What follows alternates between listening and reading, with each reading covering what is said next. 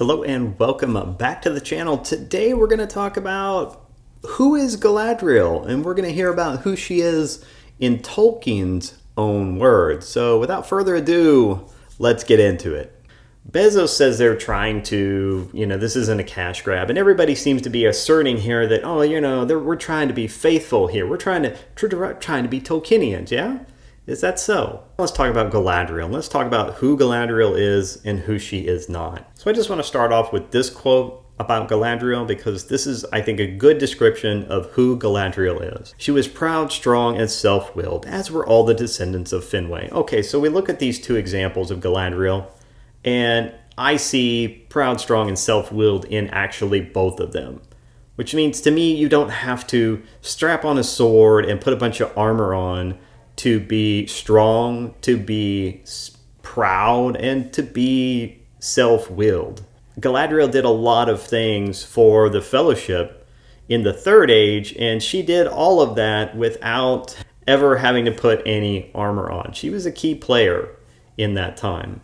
She was actually a key player in all the ages. We are never, ever, ever hear or see anything of her fighting or strapping on armor.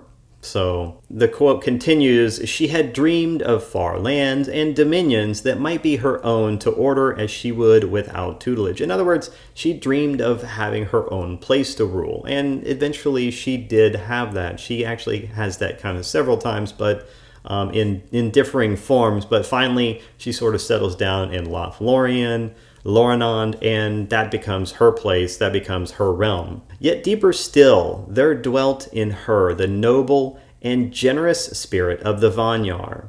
So she's described as noble and generous. Which one of these women looks noble and generous to you? And a reverence for the Valar that she could not forget. From her earliest years, she had a marvelous gift of insight into the minds of others, but judged them with mercy and understanding, and she withheld her goodwill from none, save for Fëanor. Okay, so again, which one of these ladies here looks like, maybe they have a marvelous gift of insight? Now we know from the Fellowship of the Ring, we know Cate Blanchett's character, we know her level of insight that she has. This person on the right looks more of like, an action type person and less of a, cerebral person with a gift of insight and being able to read others. Possible, but that's not what the armor is telling me. The armor is telling me I'm out here to clash swords and do things like that, instead of I'm out here to watch what's happening and interpret things and see things and sort of direct things from behind, right? What about mercy and understanding? Who are you getting mercy and understanding from in this? And what about goodwill? So, look, this is the person that is described by Tolkien. These are Tolkien's words. Proud, strong, self-willed, dreaming of her own domain, noble, generous, insightful, merciful, understanding, extending goodwill to all. Again, Tolkien's words. Look, here's the thing. Galadriel is not something so common as a military commander or just like some warrior queen. She is not something so crude as to be the sword or the shield. She is insightful. She is beautiful. She moves behind the scenes. She is the will and the strategy behind these tools like the hammer and the shield or the sword and the shield. She is kind of like a wind blowing behind a veil. It's something that you can see the results, you can see the consequences of it, but you don't see the wind itself. She's acting behind the scenes. She is something that is felt in terms of the consequences, but not seen a lot. I mean, you could show her and show the things and the decisions that she's making and the outcomes of those. And then you could have people acting on her behalf, because that's really how Galadriel interacts with the world. She's never been depicted as a warrior, always depicted as highly intelligent, insightful, and the epitome of feminine beauty. So again, let me know which one of these is that.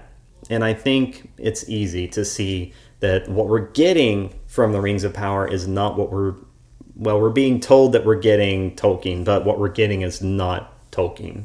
So in the end, we hear a lot from Jeff Bezos about how Amazon is trying to approach this Rings of Power project with care and respect for Tolkien, how J.D. Payne and Patrick McKay claim that they're trying to be Tolkienian while changing characters, inventing characters that don't exist, inventing characters, not just characters that don't exist, inventing characters that could not exist or, by Tolkien's own words, were not involved during this second age.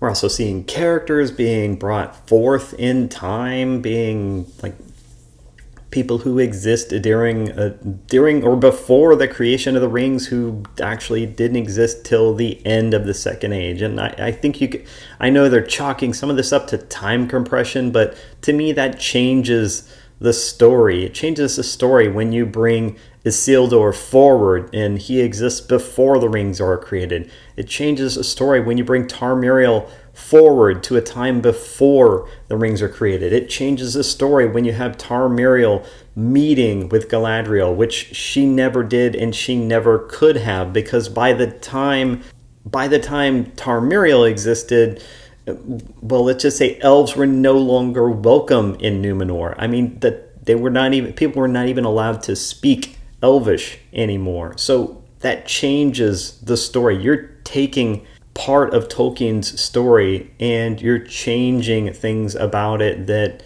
have meaning, that tell us who the Númenóreans used to be and who they are now during the end of the Second Age. It shows the decline of Númenor. I don't know if we're going to get any of these things. So far, all we're getting is a lot of misrepresentation of what Tolkien actually wrote. And I think that J.D. Payne and Patrick McKay actually said it best when they said, this is the novel that Tolkien never wrote. That is the most correct thing that they've said, in my opinion. This is not Tolkien's words. This is not Tolkien. This is not canon. This is not even Tolkienian. They're basically just using elves and dwarves and, men that live a really long time. And everything else is just invented.